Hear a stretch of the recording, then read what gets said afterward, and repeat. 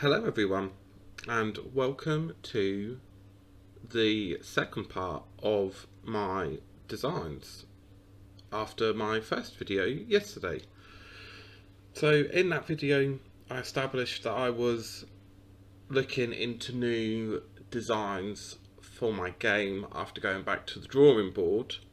So I did actually forget to save that, so I'm just going to quickly start that again from scratch. So as yesterday, we were going to start with 4 crossroads, and the player's going to be able to choose one to go down at first. I'm not sure which one yet, but it's important that I have a clear idea of where I'm going with my game before I start actually making it, because if I have an idea, then I won't start adding random things as I'm going along. It's important that you have a clear vision of where you want to go. So to begin with, my first design is just making like the hometown, which I'll just write up there. So this is the town where you will start. You will begin your journey for the player. So I don't need to worry about where these go just yet, but I'm just going to draw them a bit longer. I'm not sure how big it's going to be yet,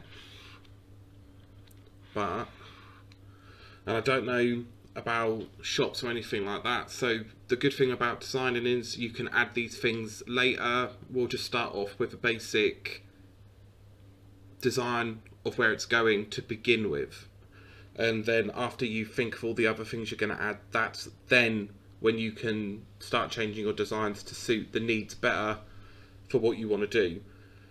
So to begin with, for my game, we're starting off in the hometown. So we're just going to have a couple of houses.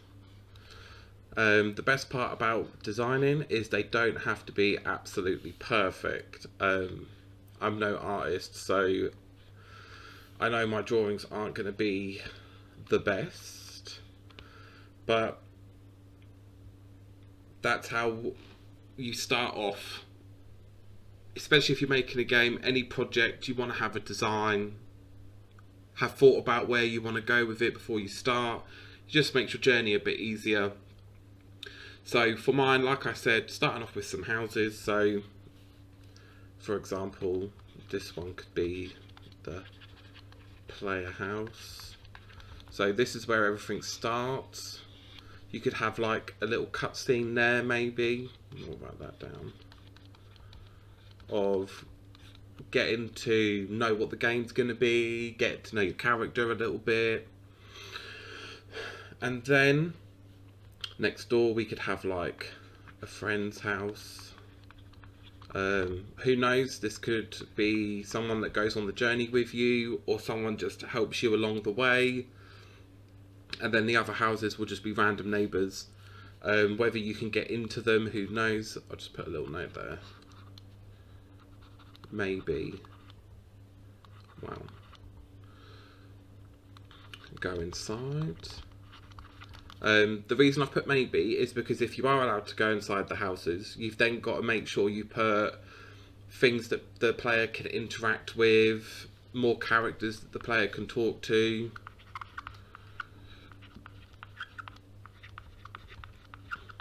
This will keep the story interesting, but it also gives the player more stuff to investigate when they first get in. Also good to have this kind of thing for a tutorial level as well. So this will be a level that sets out all the basic instructions, so there'll be something that tells the player how to move, weapons, interact. So there could be certain buttons or arrow keys, or you could have the letter keys to make your player move. These are all things that I'll think about while I'm doing this design.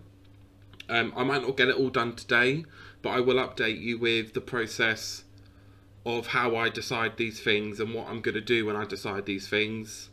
So after that, we could have a little grass area down here with a little fence, I don't know, something like that. My fence is horrible. It's not even a fence, it's just a line. But, so grass, fence. And this could be something that the player can walk onto, who knows, have a little path, maybe have a little playground. Or it doesn't even have to be that, it could be, I don't know, something, a statue for the town. This could be something that gets stolen, or something that gets broken and you need to go on an adventure to find the stuff to put it back together. Who knows yet? But having this design is letting me get all my ideas out, which is how you should go. Because once you get your ideas out, you can narrow them down to what you want, and that'll really help you get your story. The most important part about making a game is the story. You need to have a good story so that you keep your players involved in your game. If you don't have a good story, people aren't going to want to play it, especially if it's a big game, because you don't want your players to get bored while they're playing it. So the story has to be just as interesting as your design or the things you put into it. There have to be reasons for the things you put in it, so everything's got to come together to make the whole project one. And then, so after that, after the houses and the grass area with the statue maybe, we could then just have a little pond here, so have a little circle. Could be a pond. And then after that, it's all like the little decorations, so like bushes. Could have bushes that go along the side here. And then trees. The houses could have fences, so that you can't just walk through people's gardens. And have a little path there. So we want to have gardens,